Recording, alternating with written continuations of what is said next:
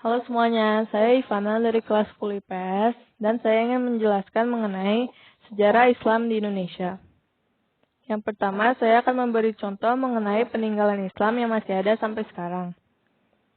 Yang pertama, ada Masjid Agung Demak. Masjid Agung Demak adalah salah satu masjid tertua di Indonesia yang terletak di Kampung Kauman, Demak. Masjid Agung Demak ini sudah berdiri sejak tahun 1401 Saka.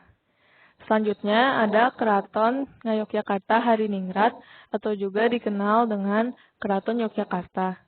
Keraton Yogyakarta ini merupakan istana resmi Kesultanan Ngayogyakarta Hadiningrat yang ada sejak tahun 1755. Selanjutnya ada Masjid Ampel.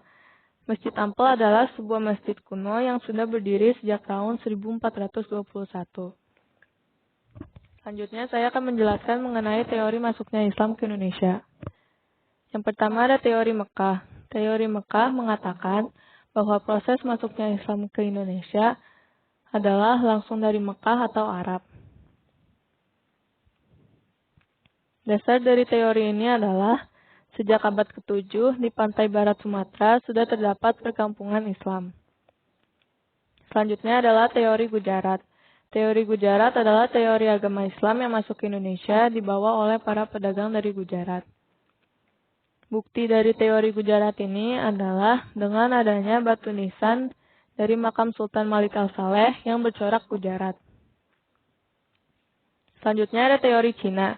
Teori Cina mengatakan bahwa proses kedatangan Islam ke Indonesia berasal dari para perantau Cina. Pendukung dari teori Cina ini antara lain adalah ditemukannya masjid dengan gaya arsitektur Cina di Jawa, lalu di catatan pada dinasti Cina, terdapat pedagang yang singgah ke Indonesia, lalu penulisan nama-nama pada Kesultanan Demak yang menggunakan nama Cina. Selanjutnya ada teori Persia. Menurut teori Persia, Islam masuk ke Indonesia pada abad ke-13 dan dibawa oleh orang Persia. Dasar dari teori ini adalah kesamaan orang Persia dengan orang Indonesia. Selanjutnya, saya akan menjelaskan mengenai jalur-jalur masuknya Islam ke Indonesia. Yang pertama ada jalur perdagangan.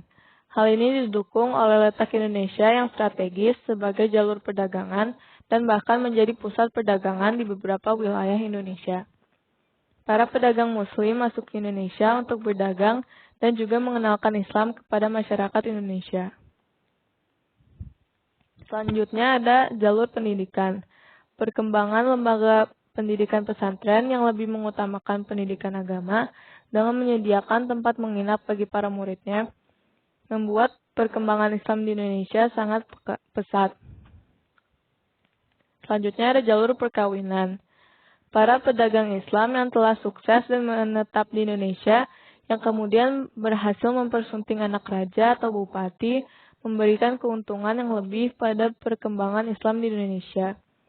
Hal ini karena mereka memiliki pengaruh untuk mengajak rakyatnya untuk memeluk agama Islam. Selanjutnya ada jalur tasawuf. Tasawuf merupakan ajaran ketuhanan yang bercampur dengan hal-hal yang berbau magis, yang memudahkan ilmu tasawuf diterima oleh masyarakat Indonesia, yang pada saat itu masih banyak yang menganut sistem kepercayaan animisme dan memeluk agama Hindu maupun Buddha. Selanjutnya ada jalur seni budaya.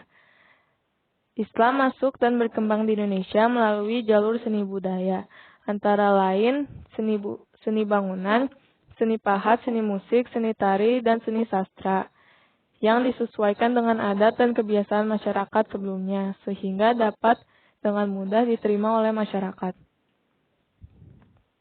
Selanjutnya ada jalur dakwah. Wali Sanga merupakan orang-orang yang memiliki tingkat pengetahuan agama Islam yang sangat tinggi, sehingga mereka tidak hanya mengajarkan Islam melalui kajian ilmu, melainkan juga melalui contoh perilaku yang berlandaskan agama Islam. Lalu menurut saya agama Islam diterima dengan baik di Indonesia karena syarat untuk memasuki agama Islam sangat mudah. Sekian presentasi saya, terima kasih.